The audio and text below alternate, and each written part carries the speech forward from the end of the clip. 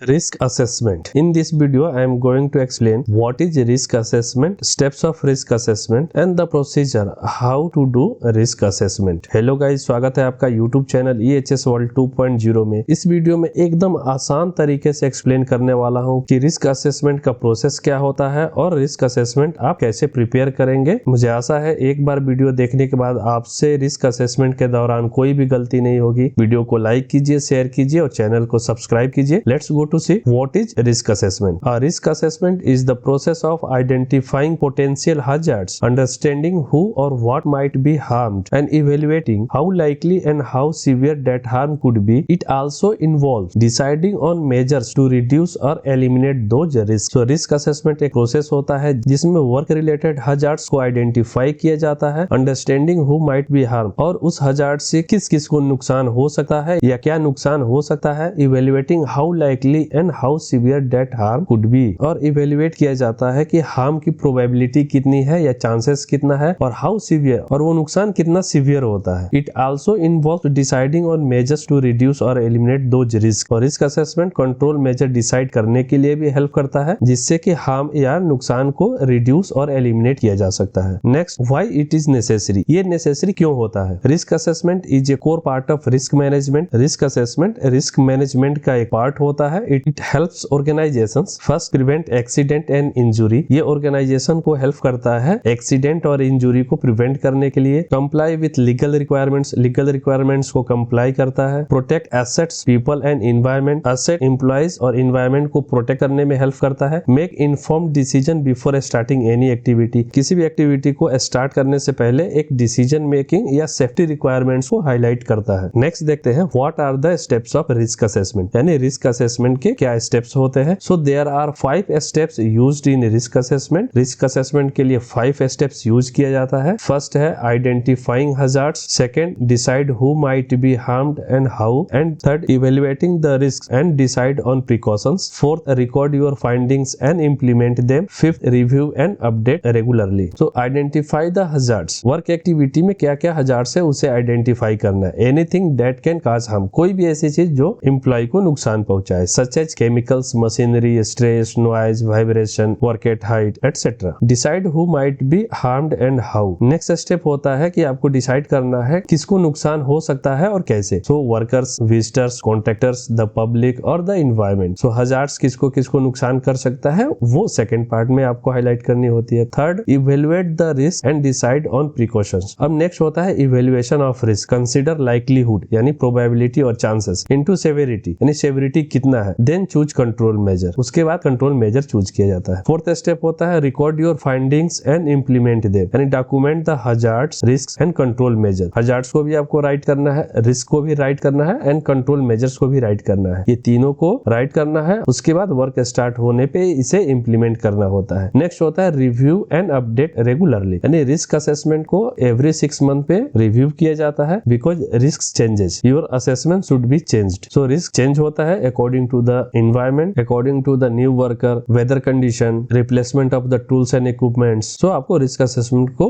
Review करना होता है periodically. नेक्स्ट देखते हैं रिस्क मैट्रिक्स। सो ये रिस्क मैट्रिक्स है। रिस्क मैट्रिक्स एक गाइडलाइन होता है जिसमें कि किसी भी हजार्ड्स का प्रोबेबिलिटी और चांसेस देखते हैं और उसका सेवेरिटी देखते हैं, दोनों को मल्टीप्लाई करके रिस्क लेवल फाइनलाइज होता है। सो ये 6x6 रिस्क मैट्रिक्स है जिसमें पहले देखते हैं लाइक्लीहुड, फर्स्ट रेयर, सेकंड है अनलाइकली, थर्ड है पॉसिबल, फोर्थ है लाइकली, फिफ्थ हाईली लाइकली और सिक्स्थ है ऑलमोस्ट सर्टेन। सेवेरिटी देख लेते हैं। 6 में catastrophe. Catastrophe means multiple death, large scale fire and explosion, vehicle accident with multiple fatalities, impact to community. So जिसमें multiple death हो और कोई ऐसा हजार्ड जो कम्युनिटी को इम्पैक्ट करे उसे कैटास्ट्रोफी में लिया जाता है। जैसे भोपाल गैस ट्रेजेडी, ये कम्युनिटी को इम्पैक्ट किया था, that is catastrophe. Significant, single death and multiple serious injury, जिसमें एक सिंगल डेथ होता है और मल्टीपल सीरियस इंजुरी होता है। LTI, मीडियम स्केल फायर और flash over, vehicle accident with the single fatalities and multiple serious injury. तो इसे सिग्निफिकेंट यानी 5th रैंक पे रखते हैं। फोर्थ है major, multiple serious injury, minor scale fire और flash over, vehicle accident without fatalities. तो ये रहता है मेजर में। Moderate, serious injury requiring hospitalisation और प्रोलॉन्ग्ड सिक लीव, और जिसमें एक लंबे समय तक का सिक लीव का जरूरत हो उसे मॉडरेट में कंसिडर किया जाता है, जैसे लॉस्ट टाइम इंजुरी। नेक्स्ट आता है सेकंड नंबर पे minor, medical treatment case such as injury, illness requiring medical practitioner treatment. So जो मेडिकल ट्रीटमेंट केस होता है वो माइनर रहता है। फर्स्ट है इनसिग्निफिकेंट, जिसमें first aid case, illness, injury requiring no treatment and only first aid required. So ये रहता है इनसिग्निफिकेंट। नेक्स्ट होता है risk level and evaluation. So अभी रिस्क लेवल कैसे निकालते हैं, how to calculate the risk level. So first आपको देखनी है लाइक्लीहुड और सिवियरिटी। सपोज किसी भी हजार्ड का लाइक्लीहुड अगर 3 है, पॉसिबल यानी ये संभव है, हो सकता है, सो उसका लाइक्लीहुड 3 कंसीडर किए, और severity moderate third. So 3 into 3 is the 9। So risk level हो गया 9। सो यहाँ पे आप रिस्क लेवल देखिए 6 to 10, और रिस्क क्या है, मीडियम। सो यहाँ पे रिस्क मीडियम हो जाता है। सो ये रहा रिस्क मैट्रिक्स को आप कैसे यूज करेंगे। नेक्स्ट होता है हायरार्की ऑफ कंट्रोल, यानी रिस्क असेसमेंट में जब आपने रिस्क लेवल फाइंड आउट कर लिया तो नेक्स्ट होता है कि आपको एलिमिनेट कैसे करना है या रिड्यूस कैसे करना है। सो फर्स्ट ऑफ ऑल कोई भी कंट्रोल मेजर आपको सेलेक्ट करनी होती है। आपको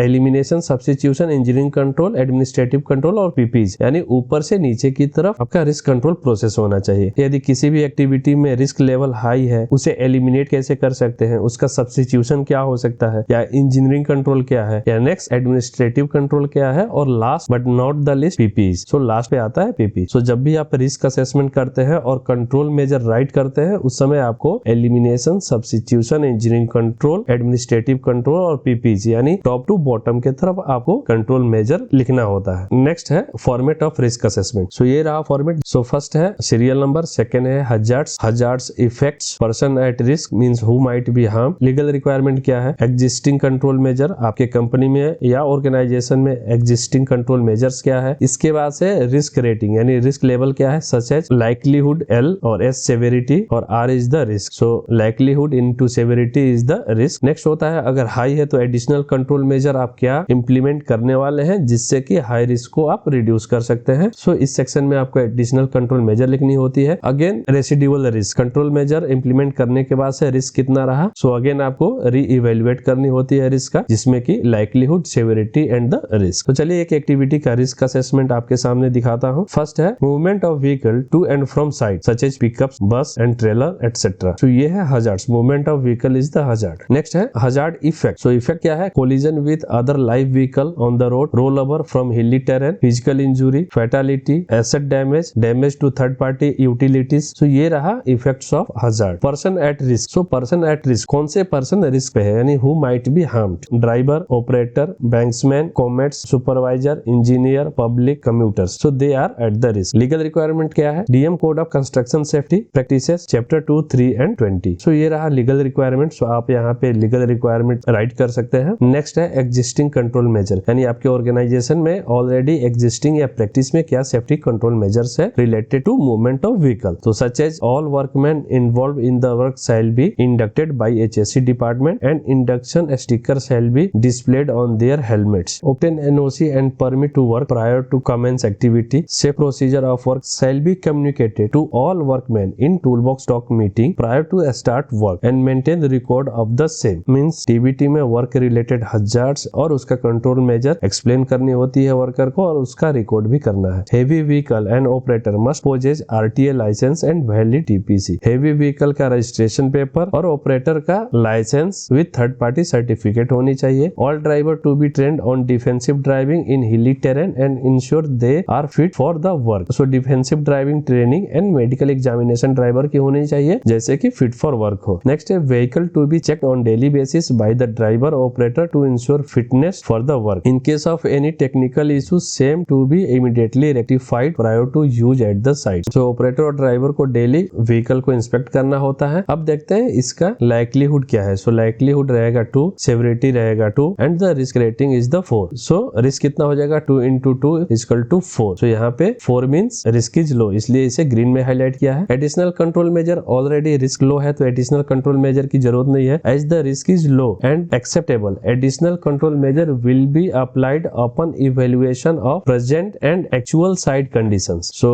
रेसिडुअल रिस्क क्या रहेगा, आपने एडिशनल कंट्रोल मेजर नहीं अप्लाई किया, रिस्क लेवल भी सेम रहेगा। Likelihood is 2, severity is 2 and risk level is 4। So 2 into 2 is 4। ये रहा बहुत ही सिंपल एंड आसान प्रोसेस ऑफ रिस्क असेसमेंट। मुझे आशा है आपको ये वीडियो पसंद आई होगी। पसंद आए तो लाइक, शेयर और चैनल को सब्सक्राइब कीजिए। मिलते हैं अगले वीडियो में कुछ नई लर्निंग के साथ। तब तक के लिए बाय बाय।